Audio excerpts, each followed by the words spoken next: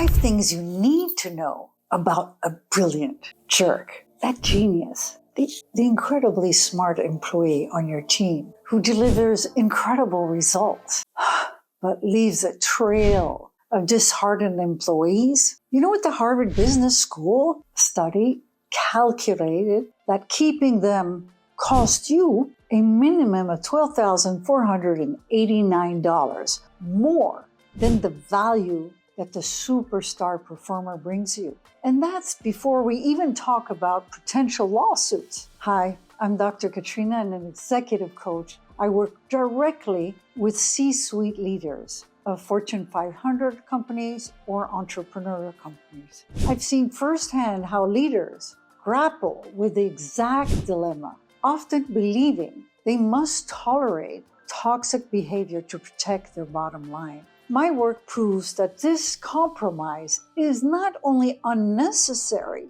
it's actively damaging your organization's performance. We all know them. We've all been tempted to hire these brilliant geniuses. They're called sometimes brilliant jerks. I'm going to break down the steps you absolutely need to know about these talented but difficult leaders. This is about the risk and the strategies to protect your bottom line. Now, stick around to the end because I'm going to share the single most important question you need to ask in an interview to screen these people out before they ever get on your payroll. And if you'd like to see more free content, be sure to like and follow this video and subscribe. All right, let's dive in.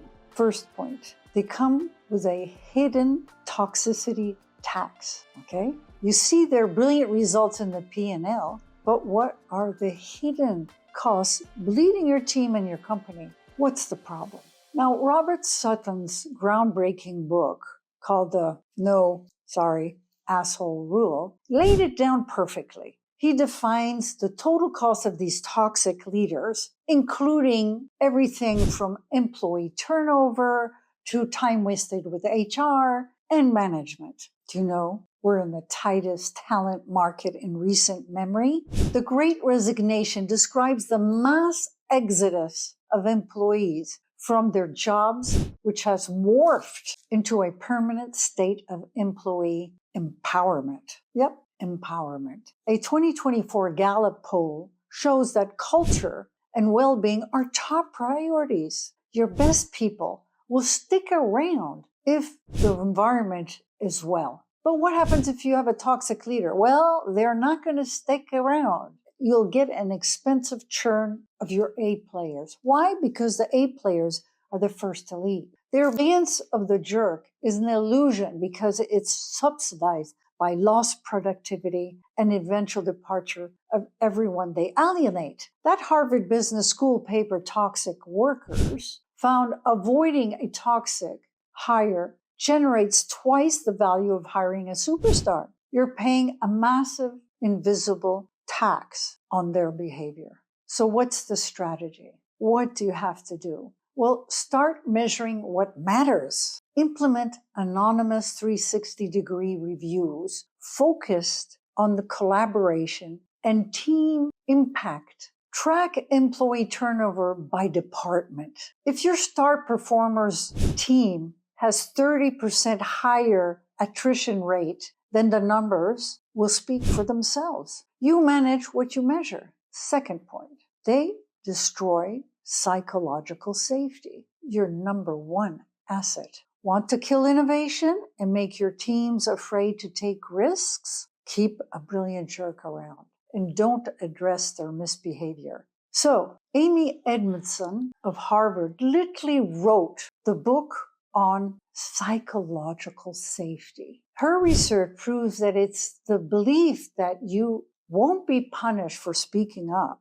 Google's famous Project Aristotle studied hundreds of their teams and found that psychological safety was by far the most important factor in high-performing teams, and more important than individual talent. So, in today's AI-driven, rapidly changing economy, The only sustainable advantage is your team's ability to adapt and innovate. Brilliant jerks create a culture of fear where people are afraid to propose new ideas and especially to admit their mistakes or even, let alone, challenge the status quo. The very things you need to get ahead. As teams become more remote and hybrid, that trust is even more fragile and essential. A brilliant jerk creates a team of silent, compliant executors. They might be efficient at the task in front of them, but you lose the potential upside from creative problem solving and breakthrough ideas. They are an anchor on your company's future growth. Then actively solicit and praise dissenting opinions. When someone challenges the brilliant jerk's idea respectfully, public support their courage to do so. This signals that ideas, not egos, are what matter. So, their brilliance is often a performance mirage. That top performer might look great on paper, but are they actually lifting the boat or just their egos? In my book, Brilliant Jerks, I explain these individuals are master of managing up. They are brilliant at making sure you see their wins, while the team struggles and their role in creating those struggles remain invisible.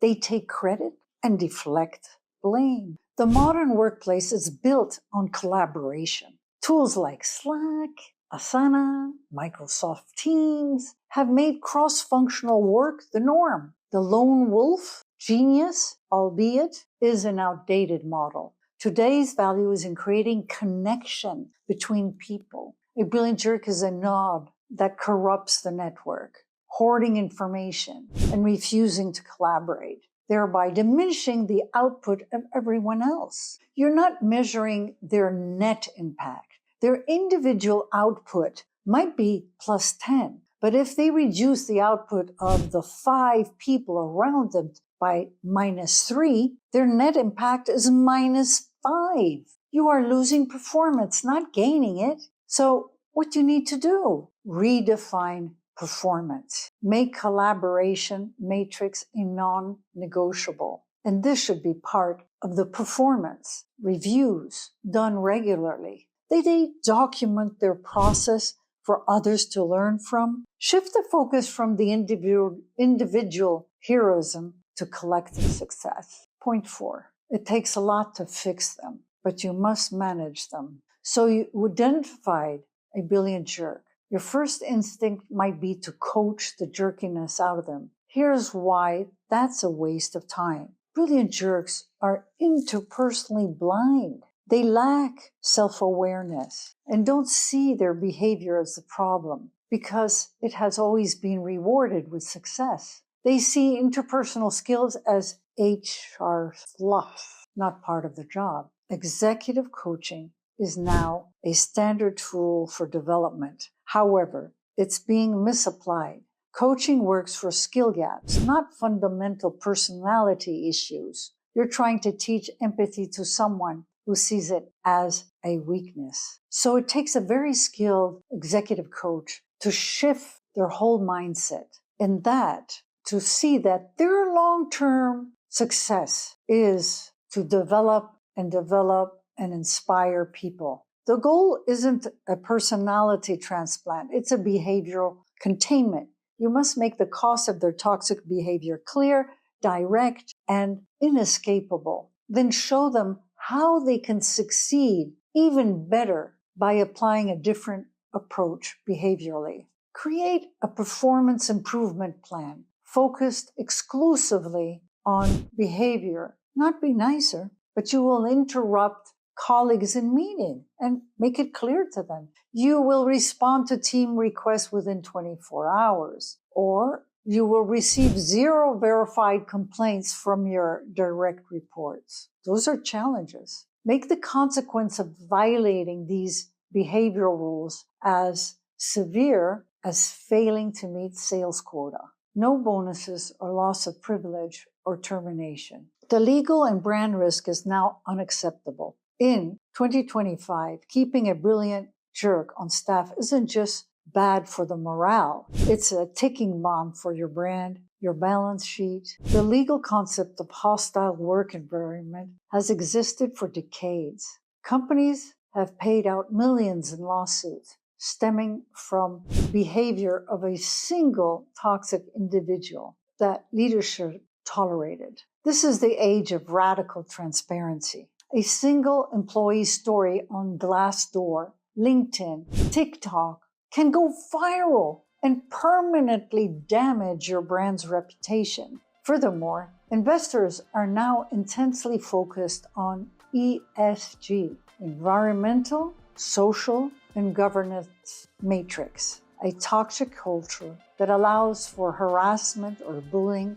is a massive red flag under the social pillar, potentially impacting your company's valuation and ability to attract investment. The potential cost of a single lawsuit or a brand-damaging viral incident dwarfs any conceivable contribution that a brilliant jerk could make.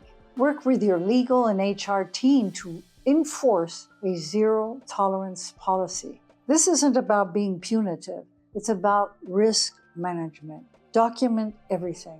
Ensure there's a safe, confidential channel for employees to report issues. When a complaint is made, you must act decisively. Protecting a single high performer is not worth risking the entire company. So let's be clear. Brilliant jerks aren't just difficult. They carry a toxicity tax. They destroy psychological safety, and their performance is questionable in the bigger scheme of things. You must manage their behavior, not their personality. So here's the bonus tip for screening them out. During the interview, ask them, tell me about a time you received difficult feedback from a colleague. How did you react? A brilliant jerk will often get defensive, blame the other person, or describe how they proved them wrong. A true A player will talk about what they learned. If you're a high performer serious about building a world-class team, visit excellentexecutivecoaching.com and book your free strategy call. I will meet you on the other side.